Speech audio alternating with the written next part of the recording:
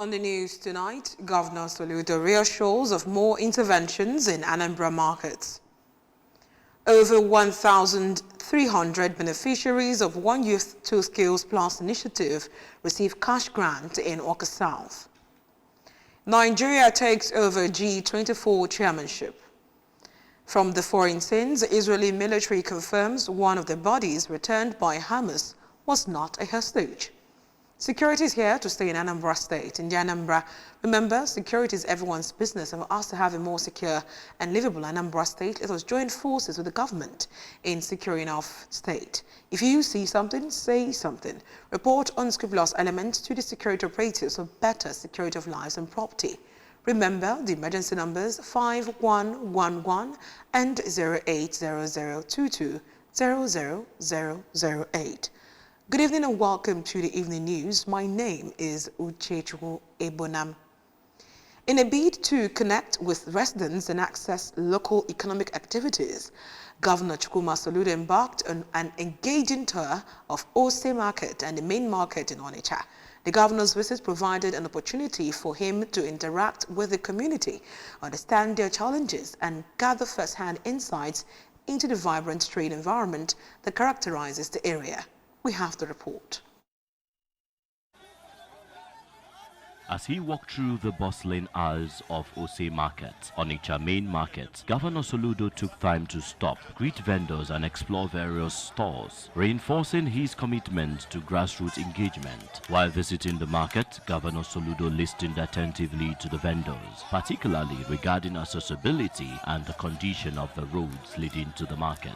Addressing the gathered crowd, Governor Soludo expressed his determination to bolster the economic vitality of Onitsha by promising to construct the much-needed Ose Market Road. He emphasized that improving infrastructure is critical for facilitating trade and enhancing the livelihoods of market women and men.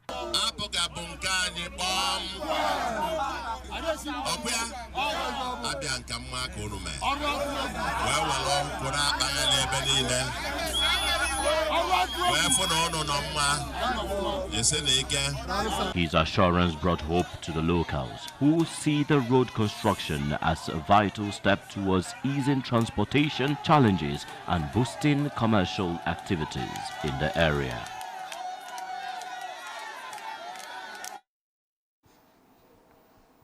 With increasing health demands, limited resources, and the challenge of brain drain, there is a pressing need for nurses to be not only caregivers, but policy influencers, innovators, and change advocates. Joseph Ebocha has the details. Redefining the image of nursing in Nigeria. Lecturer with the Department of Nursing Sciences, University of Nigeria Nsukka, Professor Antonia Chinwoba, called on the new generation of nurses to rise above stereotypes, embrace their potentials, and take ownership of a bold vision for the future healthcare in Nigeria. It is a call to a new generation of the prospective nurses who should rise above stereotypes. Those who embrace their potentials and take ownership of a bold vision for the future of healthcare in Nigeria.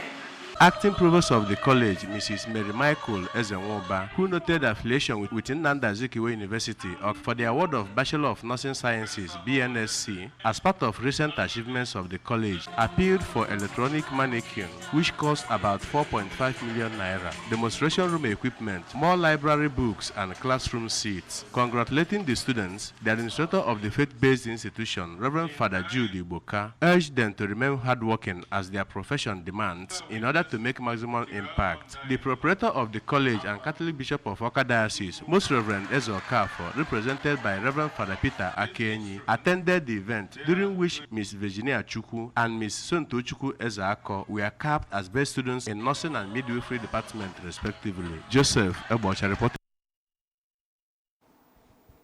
Over 1,375 beneficiaries of the second phase of the Anambra State Government's One Youth, Two Skills Plus initiative in Awka South local government area have received checks of their startup grants disbursed under the program.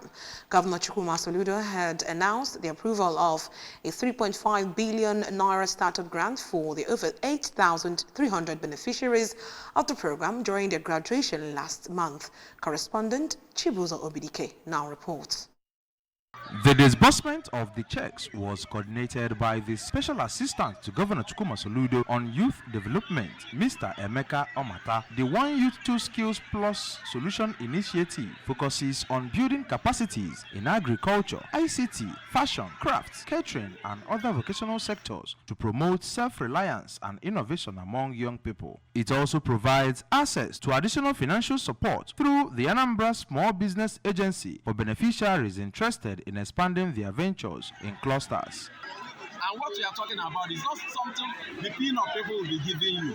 We are talking about establishing somebody. And what the governor is doing is to establish them to be useful to themselves and to the society. Among the beneficiaries were Chimoge Nekwechi from Nise, Antonia Onyemobi from Imo State, and Chisom Onyekuba, who have utilized the program to establish businesses and create employment opportunities for others. The One Youth Two Skills Plus scheme continues to empower youths across the state towards productive and sustainable livelihoods in line with the Soludo administration's human capital development agenda. Moving on, 4 former members of the Agune Chamber Security Agency have been arraigned before the Children's Sexual and Gender-Based Violence Court of Anambra State sitting at Awka in a 7-count charge brought against them by the Anambra State Commissioner of Police.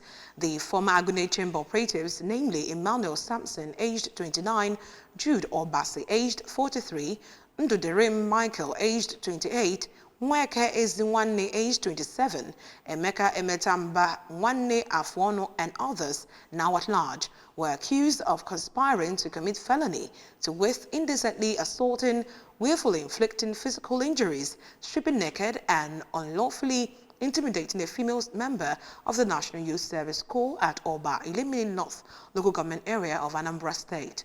All 4 defendants pleaded not guilty to the charges following a bail application made by the Defense Counsel, the presiding chief magistrate, His Worship U.E. Onochie, in charge of the Children's Sexual and Gender-Based Violence Court of Anambra State, granted bail to the 4 defendants and adjourned the case to the 14th day of January 2026 for definite hearing. In a move that underscores his passion for youth development and professional excellence, former Managing Director of the Anambra Broadcasting Service, ABS, Dr. Uche Nwora, has unveiled 4 new business ventures in Abuja, including Woodhouse Consulting, Charlton Business School, and other media-related outfits. The official opening held in the Federal Capital Territory drew distinguished guests from Nigeria's communication and business sectors who described the initiative as timely and visionary. Correspondent Princess Ekweajide reports.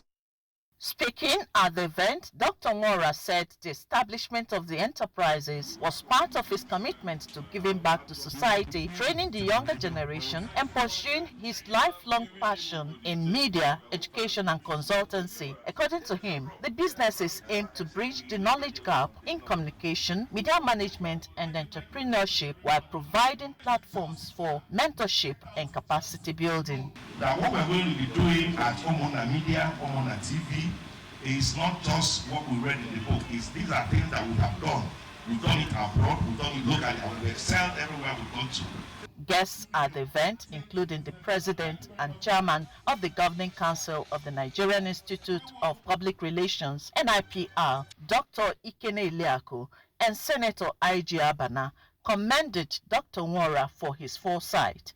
They cautioned practitioners who engage in public relations without proper qualification, as well as organizations that patronize quacks, warning that both offenders face equal sanctions under the NIPR Act. So those out there who are pretending and saying that they are public relations practitioners under any guise and they end up being quacks, when we catch them, we do to them what we already doing to some people. Because the ceremony also featured special prayers for the growth and success of the new businesses, with participants expressing optimism that the ventures will create jobs. In Abuja, Princess Ilkwi Ajide reporting. Come November 1st, 2025, Nigeria will officially take over chairmanship of the Intergovernmental Group of 24 G24 from Argentina. This was disclosed in a post by the Central Bank of Nigeria on its official X handle. The cherry news comes after the federal government in 2024 called for increased investments and trading partnerships from member countries of the G24. Formed in 1971, the G24 assemblies developing nations to forge common positions on global monetary policy and development financing, ensuring the collective voice is heard in international economic decision-making.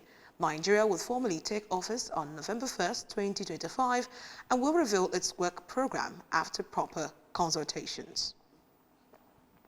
From the foreign scenes, two Israeli sources said that one of the four bodies handed over by Hamas to Israel overnight has not been identified as belonging to an Israeli hostage. According to one of the sources, the remains appear to be those of a Palestinian from Gaza.